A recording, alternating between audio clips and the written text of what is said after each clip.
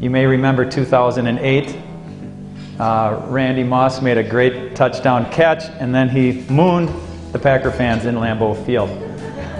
Now, I do find Moss a polarizing figure, but I also consider him a teacher, and he isn't all bad, obviously.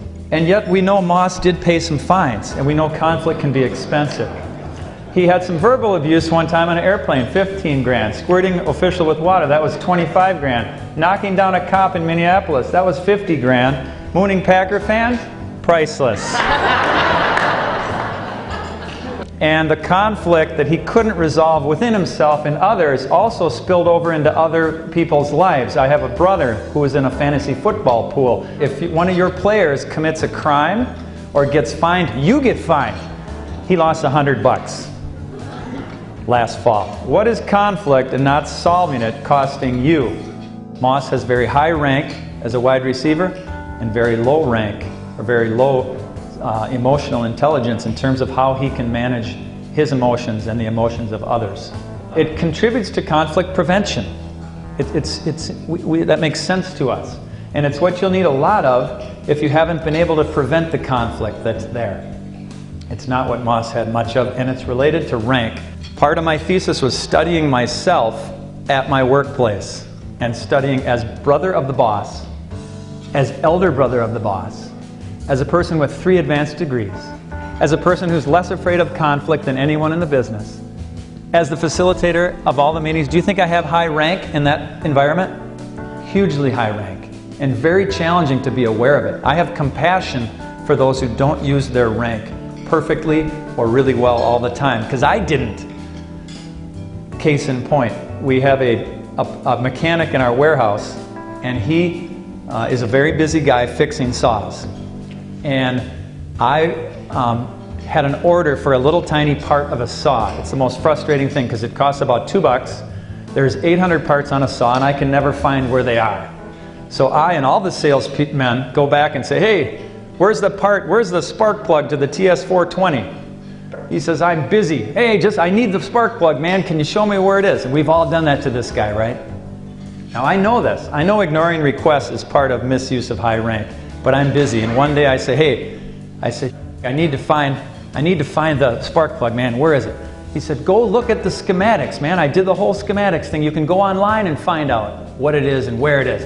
I said, I'm too busy. I just need it. He goes, all right. 5 hours later, he's still mad at me. 5 hours later, I ignored his request, and he didn't feel he could turn me down as brother of the boss. As #1 salesman at the time when I did it. With all my rank, he didn't feel he could turn me down. Here's lesson number 2 from Randy Moss. Slow down. When things get hot, slow it down. Moss, he's all about speed. The guy doesn't know much about being slow. And the same thing when there's a dispute or a difference. We want to speed up. The first thing to do is slow down. In nature and in human relationships, if you heat the water on your stove, the molecules speed up.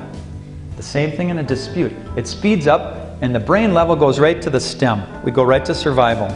So you got to cool, and there's lots of ways, I won't get into them, cool off, calm yourself down. You usually can't calm the other down, and you don't want to say to him, calm down. Slow down and calm down are not the same thing.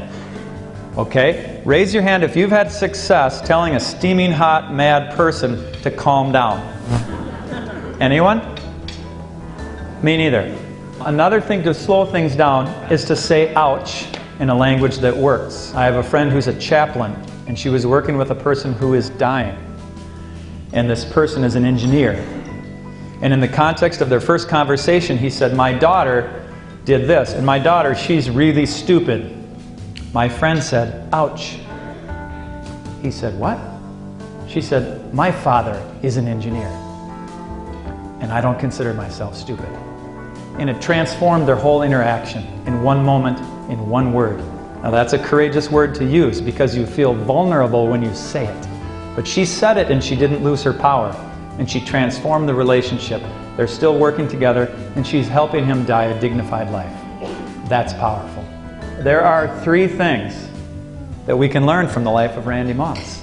The importance of emotional intelligence. And there's lots of different ways to grow that and work on that. The need to slow down, especially when there's a dispute or a difference. Just take a moment, check in with the other person, and stop and go a different direction.